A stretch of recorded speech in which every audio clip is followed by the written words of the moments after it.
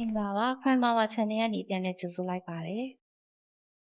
2000ခုနှစ်ဇွန်လ20ရက်နေ့ Texas ပြည်နယ် Houston မြို့အနီးကအိမ်တစ်လုံးထဲကိုရဲရရှိတွေဝင်ရောက်သွားခဲ့ကြပါတယ်။ဒါပေမဲ့အဲ့ဒီအိမ်ထဲမှာသူတို့တွေ့ခဲ့ရတဲ့မြင်ကွင်းကတော့အားလုံးကိုထိတ်လန့်စေခဲ့တဲ့အရာတစ်ခုဖြစ်နေခဲ့ပါတယ်။တိတ်ဆိတ်နေတဲ့အခန်းတွေနဲ့အသက်မဲ့နေတဲ့ကလေး9ယောက်ကရုပ်အလောင်းတွေပြီးတော့မိခင်ဖြစ်သူအမျိုးသမီးကကျမလှုပ်ခဲ့တယ်ဆိုပြီးပြောလိုက်တဲ့စကားအဲ့ဒီနေ့ကနေစပြီးကဘာတဝမ်းကိုတုံလုံးစေခဲ့တဲ့အမှုတစ်ခုစတင်လာခဲ့ပါတယ်။ဒါကရက်ဆက်တဲ့ရာဇဝတ်မှုလားဒါမှမဟုတ်စိတ်ရောဂါကြောင့်ဖြစ်ပေါ်လာတဲ့ကြေကွဲပွဲအဖြစ်ဆိုးလားဆိုတာကိုဒီနေ့ဗီဒီယိုလေးမှာပြောပြပေးသွားမှာဖြစ်ပါတယ်။ဒီ35နှစ်အရွယ်မျိုးသမီးရဲ့နာမည်ကတော့ Andrea Yates လို့ခေါ်ပါတယ်။သူမကသူနာပြုတစ်ယောက်ဖြစ်ပြီး Texas Medical Center ထဲကဆေးရုံတစ်ခုမှာအလုပ်လုပ်နေခဲ့တဲ့သူတစ်ယောက်ခင်မွန်းဖြစ်သူ Rusty Yates နဲ့1990အစပိုင်းမှာတွေ့ဆုံခဲ့ကြပြီးတော့1993ခုနှစ်မှာတော့လက်ထပ်ခဲ့ကြပါတယ်။ဒီလိုနဲ့သူတို့မိသားစုကတဖြည်းဖြည်းကြီးမားလာခဲ့တယ်။နှစ်နှန်းငယ်အတွင်းမှာပဲ Noah, John, Paul, Luke နဲ့ Mary လို့ခေါ်တဲ့သားသမီး9ယောက်ရရှိခဲ့ကြပါတယ်။ Andrea ရဲ့ဘဝထဲမှာအရေးကြီးဆုံးကတော့ခင်မွန်းဖြစ်သူ Rusty နဲ့တည်ဆောက်ထားတဲ့ဒီမိသားစုဘဝလေးပါပဲ။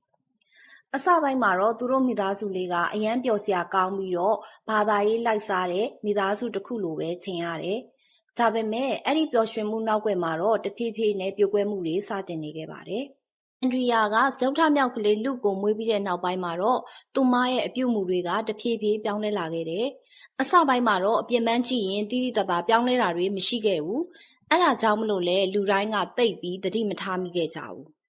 ဒါပေမဲ့အချိန်နေကြာလာတာနဲ့မျှစကားပြောနေလာတယ်တိတ်ဆိတ်လာတယ်အတွေးတွေထဲမှာလုံးဝနှိမ့်မြုပ်နေပြီးတော့အပြင်လောကကိုမသိသလိုဖြစ်နေတတ်တယ်မျက်လုံးတွေကတနေရာတဲကိုငေးကြည့်နေတတ်တယ်အိမ်ထဲမှာဆိုရင်လည်းသူ့ရဲ့တယောက်တည်းကဘာမှာလမ်းပြောင်းနေသလိုဖြစ်နေတတ်တယ်သူ့ရဲ့ခင်မွန်း Rusty ကတော့ဒီအခြေအနေတွေကိုမိခင်အလုပ်ကြောင့်ပင်ပန်းနွမ်းနယ်နေတာကလေးတွေကြောင့်ဖြစ်တဲ့စိတ်ဖိစီးမှုလို့ပဲထင်ခဲ့တယ်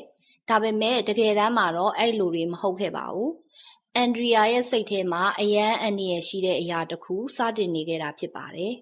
။နောက်ပိုင်းမှာတော့ Andrea ရဲ့အခြေအနေကပိုပြီးတော့ဆိုးဝါးလာခဲ့ပါတယ်။သူမကကိုမထိန်နိုင်တော့တဲ့အခြေအနေတွေအထိရောက်လာပါပြီ။အယမ်းပြင်းထန်တဲ့စိတ်ကြယောဂအမှန်တရားနဲ့စိတ်ကူးယဉ်မှုကိုခွဲခြားမရတော့တဲ့စိတ်အခြေအနေတွေကိုတတ်သိခြင်းတဲ့အတွေးတွေနဲ့နောက်ဆုံးမှာတော့ဆေးရုံတက်ရပြီးတော့ဆေးကုသမှုတွေခံယူရတဲ့အထိအခြေအနေဆိုးဝါးသွားခဲ့ပါတယ်။တခါတလေဆိုရင်သူမကဘာပဲပြောဘာပဲလုပ်တုံ့ပြန်မှုမရှိတော့တဲ့အခြေအနေအထိဖြစ်နေတာ။ဆရာဝန်တွေကတော့နောက်ထပ်ကလေးမယူသင့်ဘူးဆိုပြီးသေချာသတိပေးခဲ့ကြတယ်။အမှန်က Andrea ရဲ့စိတ်ကျန်းမာရေးအခြေအနေကအယမ်းကိုအန္တရာယ်ရှိနေပြီးသားအခြေအနေ။ဒါပေမဲ့အဲ့ဒီသတိပေးချက်ကိုမလိုက်နိုင်ခဲ့ပဲနဲ့အငယ်ဆုံးသမီးလေး Mary ကိုပါချက်ပြီးတော့မွေးဖွားခဲ့ပါတယ်။ခင်မွန်းဖြစ်သူ Rusty ကလည်းသူ့မိန်းမမှာစိတ်ကျန်းမာရေးပြဿနာရှိတယ်ဆိုတာသိပေမဲ့အယမ်းကိုအန္တရာယ်များတဲ့အခြေအနေအထိဖြစ်သွားနိုင်မယ်ဆိုတာကိုတော့သူကြိုမမြင်နိုင်ခဲ့ပါဘူး။ဒီလိုနဲ့ Mary ကိုမွေးပြီးတဲ့နောက်ပိုင်းမှာတော့သူမရဲ့အခြေအနေတွေကတဖြည်းဖြည်းပိုဆိုးဝါးလာခဲ့ပါပြီ။သူမရဲ့အတွေးတွေထဲမှာကဘာကြီးကအယမ်းဆိုးဝါးနေပြီးတော့လူတွေကငရဲကိုဥတီနေကြတယ်။ကလေးတွေကိုကယ်တင်ရမယ်ဆိုပြီးထင်အောင်ထင်မှားတွေဖြစ်နေတာ။အချိန်ကြာလာတာနဲ့အမှန်တရားနဲ့စိတ်ကူးယဉ်မှုကြားကမြင်းဟာတဖြည်းဖြည်းပျောက်ကွယ်သွားပြီးတော့မှန်ကန်မခွဲခြားနိုင်တော့တဲ့အခြေအနေအထိရောက်သွားခဲ့ပါတော့တယ်။2000ခုနှစ်ဇွန်လ20ရက်နေ့ Rusty အလုပ်ကိုထွက်သွားပြီးတဲ့နောက်မှာတော့ Andrea ကကလေး9ယောက်နဲ့အတူအိမ်ထဲမှာကျန်ခဲ့ပါတယ်။အဲ့ဒီနေ့ကအရင်နေ့တွေလိုမျိုးပဲတာမန်နေ့တစ်နေ့လို့ထင်ရပေမဲ့နောက်ွယ်မှာတော့သူမရဲ့စိတ်ထဲကအမှန်လို့ခိုင်ခိုင်မာမာယုံကြည်နေတဲ့စိတ်ကူးရင်အတွေ့တွေကအဆုံးအထိကိုရောက်နေခဲ့ပါပြီ။နောက်ဆုံးမှာ Andrea က911ကိုဖုန်းခေါ်ခဲ့ပါတယ်။ရဲတွေရောက်လာတဲ့အခါတကားဖွင့်ပေးခဲ့တယ်။ရဲတွေဝင်သွားတဲ့အချိန်မှာတော့အိမ်ထဲကအခြေအနေကအဲ့ဒီနေ့မှာမြင်လိုက်တဲ့သူတိုင်းဘယ်တော့မှမမေ့နိုင်တော့တဲ့မြင်ကွင်းတစ်ခုဖြစ်ခဲ့ပါတယ်။ကလေး9ယောက်လုံးကိုအိမ်ထဲမှာရှိတဲ့ရေချိုးခန်းထဲကဗတ်သက်ထဲမှာသေဆုံးလက်ရက်တွေ့ရှိခဲ့ရတာပါ။အခြေအနေတွေကမယုံနိုင်စာဖြစ်နေခဲ့လို့ရဲရရှိတွေကိုယ်တိုင်တော့ချက်ချင်းစကားမပြောနိုင်တော့ပဲတိတ်ဆိတ်သွားခဲ့ရပါတယ်။ Andrea ကတော့သွေးအေးနဲ့အေးဆေးပဲရဲတွေကိုစကားတခွန်းပြောလိုက်တယ်။ငါကလေးတွေကိုငါတတ်ခဲ့တာဆိုပြီးတော့ဒါပေမဲ့သူကထွက်ပြေးဖို့လည်းမကြိုးစားခဲ့ဘူး။လှုပ်ရှားမှုမရှိပဲအိမ်ထဲမှာပဲထိုင်နေခဲ့တာ။အသက်ခံရတဲ့အချိန်မှာအကြီးဆုံးကလေးက 9 နှစ်အငယ်ဆုံးကလေးကတော့6 လတောင်မပြည့်သေးတဲ့လသားအရွယ်လေးဖြစ်ပါတယ်။ဘာကြောင့်လုပ်ခဲ့တာလဲလို့မေးတဲ့အခါမှာလည်းကလေးတွေကိုကယ်တင်ရမယ်ဆိုပြီးတော့ပဲပြန်ဖြေနေခဲ့တယ်။သူမရဲ့အတွေ့အထဲမှာဒါလောက်ရမယ့်အမှန်တရားတစ်ခုလိုဖြစ်နေခဲ့တာ။တကယ်တမ်းမှာတော့သူမရဲ့အတွေ့တွေကလက်တွေ့ဘဝနဲ့လုံးဝကင်းကွာနေခဲ့ပါပြီ။အစပိုင်းမှာတော့ရဲရရှိတွေကကလေးမွေးပြီးတဲ့နောက်ဖြစ်တတ်တဲ့စိတ်ကြယောဂကလေး9 ယောက်ကိုပြုစုပြောထောင်လို့ရလာတဲ့စိတ်ဖိစီးမှုနဲ့စိတ်ပိုင်းဆိုင်ရာပြိုလဲမှုလို့ပဲထင်ခဲ့ကြတာ။ဒါပေမဲ့စိတ်ကျန်းမာရေးမှတ်တမ်းတွေကိုစစ်ဆေးကြည့်လိုက်တဲ့အခါမှာတော့အခြေအနေတွေကထင်ထားတာထက်ပိုပြီးပြင်းထန်နေတာကိုတွေ့ရှိခဲ့ကြပါတယ်။ကိုတတ်သိဖို့စူးစမ်းခဲ့တာတွေစိတ်ယောဂဆေးရုံမှာစေကူတာမှုခံယူခဲ့တဲ့မှတ်တမ်းတွေ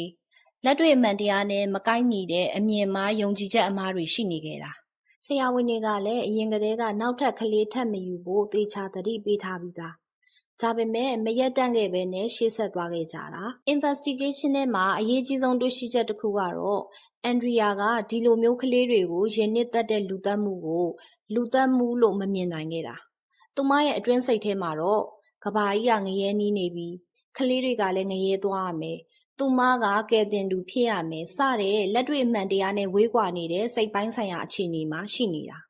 ဒီလိုနဲ့အန်ဒရီယာရဲ့ case ကအမေရိကန်တနိုင်ငံလုံးစောင့်ကြည့်ခဲ့ကြတဲ့တရားခွင်ဖြစ်လာခဲ့ပါတယ်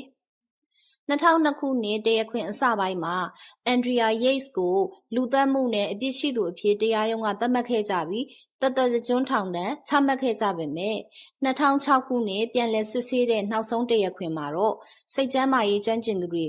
သူမရဲ့အခြေအနေတွေကိုပြန်လည်သုံးသပ်ခဲ့ပြီးအထူးသဖြင့်သူမရဲ့ပြင်းထန်တဲ့မီးတွင်းစိတ်ကြယောဂအခြေအနေတွေကိုလေးလေးနက်နက်ထည့်သွင်းစဉ်းစားပြီးတဲ့နောက်မှာတော